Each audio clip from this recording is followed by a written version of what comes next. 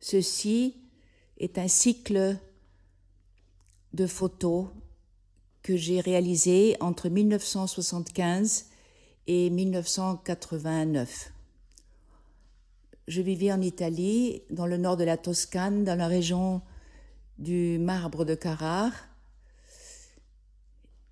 et j'étais très sous l'impact de la peinture de la Renaissance italienne qui m'entourait partout, dans les villes, dans les villages. C'était une époque aussi très libre. Les années 80 en Italie étaient assez extraordinaires et très inspirantes. Toute ma vie, jusqu'aujourd'hui, je répondais à des demandes professionnellement en tant que photographe et parallèlement, je faisais toujours mes projets. Cela perdure. Je distingue bien entre les deux terrains. Pourtant, quelquefois, ils se mélangent et quelquefois, je m'approprie un travail au départ fait sur demande. Mon ambition était de montrer ce que je pensais les autres ne voyaient pas, de montrer tout, de donner de l'importance à tout sans valeur hiérarchique. Le regard ou le portrait direct n'était jamais ce qui m'intéressait le plus. C'était dans les abstractions, dans les constellations du moment que j'arrivais à trouver des importances. La vie entourante était le sujet. Tout était sujet. D'ailleurs, ma première exposition à Paris, à la galerie Agathe Gaillard, en 1982, s'intitulait « Tout, partout, toujours ». Je vois ce travail aujourd'hui d'un œil différent et je choisis des photos que je n'aurais jamais choisies à l'époque. C'est incroyable comme le regard change et comme on évolue et comme aussi on prend de l'assurance pour permettre des choses que je voyais moi comme imperfection en fait. Il s'agit d'un quotidien où la séparation entre le travail et la vie n'existait pas. Pour moi, les deux étaient extrêmement liés.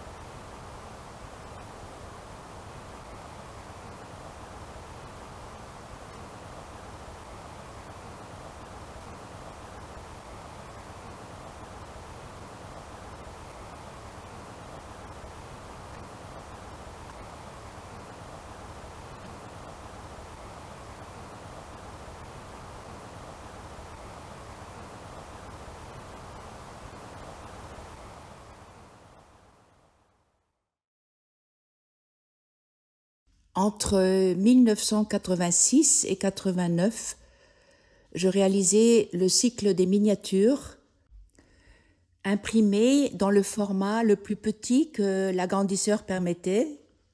Je photographiais d'une main ce que faisait l'autre. C'était une espèce d'inventaire du quotidien, les gestes banals de tous les jours. Je tenais l'appareil dans une main et je regardais à travers l'appareil. Et c'était donc un défi physique aussi assez important. Comme dans les vidéos que je réalisais des années 90, où aussi je me trouvais dans des conditions physiques toujours assez difficiles, mais qui permettaient et qui permettent ou qui permettaient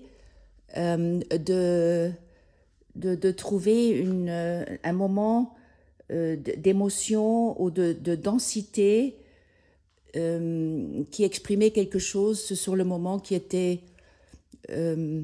faisait sens en fait.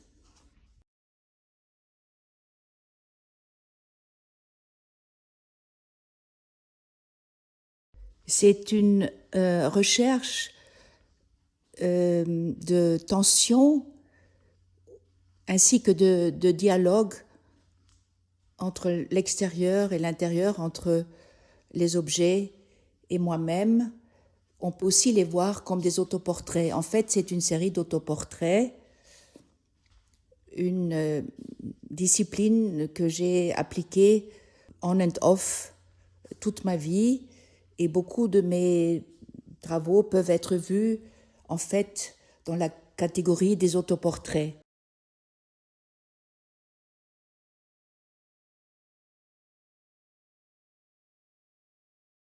Les premiers traveling chairs étaient réalisés en 2003 pour mon film Galérande et servaient pour les plans travelling dans le film. On est légèrement élevé, on est en mouvement, ce qui donne une perspective très différente.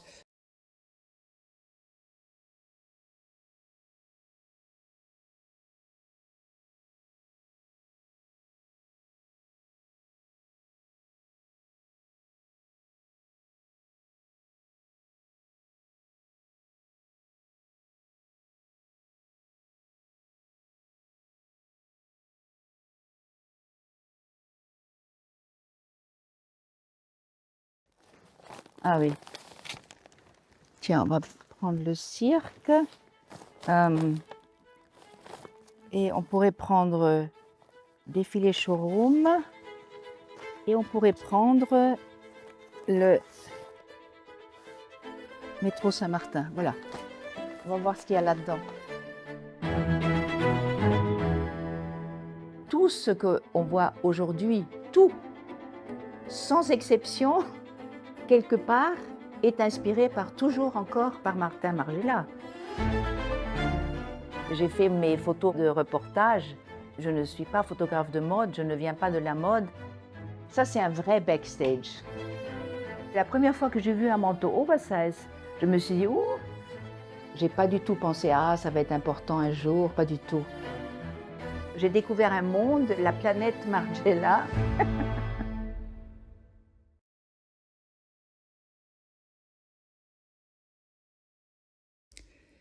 Les ambulants sont des constructions de chandeliers, des chandeliers, quelquefois des fragments de chandeliers, de lustres que je trouve, qui sont de très différentes époques et de différentes origines culturelles, et que j'assemble, que je reconstruis autrement, et que je mets dans des cadres industriels, sur roue.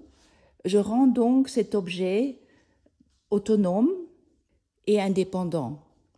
Je lui donne une liberté, je descends le chandelier, j'enlève le chandelier de son plafond, de sa position dominante de pouvoir.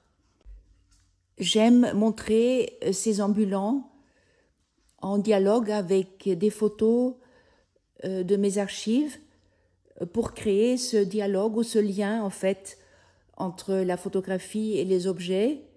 Le nouveau groupe des ambulants est tenu que par un pied unique.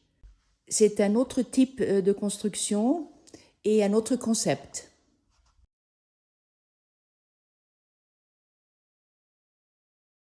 Joy, I'd feel alright. Were you here? I'd feel okay. But you're there, and so far. You're so distant, you're so mean. I can't see you, I can't feel anything but your echo or the cello of your sarcasm, the violin of your fury. Joy.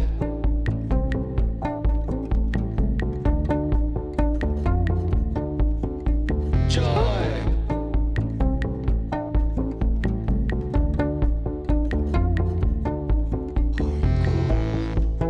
Forget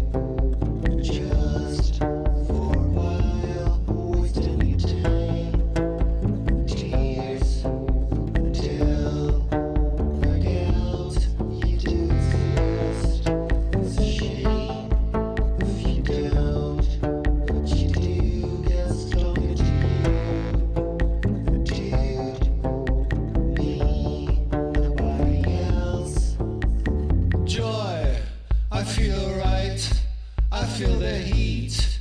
I could afford some extra time without you. You're missing something. You're missing something. Guess what you're missing? You're missing something. Joy, I'd feel right while you're here. I'd feel okay, but you're there. And so far, you're so distant, you're so mean. I can't see you, I can feel anything but your echo or the cello of your sarcasm, the violin of your fury, of your fury.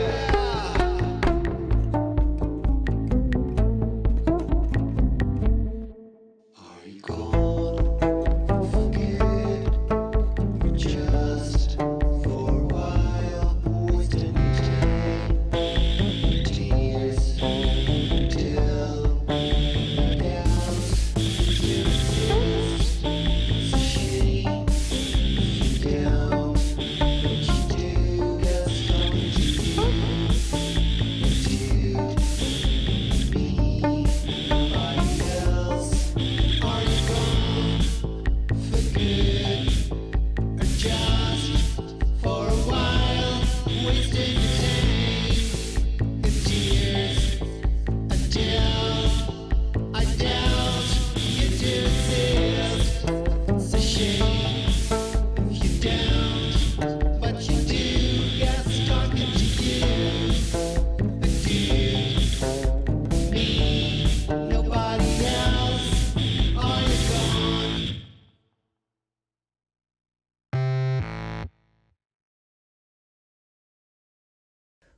Je fais un lien ici entre les rolling stools, les tabourets et des photographies, car ce sont des collages photographiés, ensuite imprimés sur du papier de soie, une technique que j'ai développée.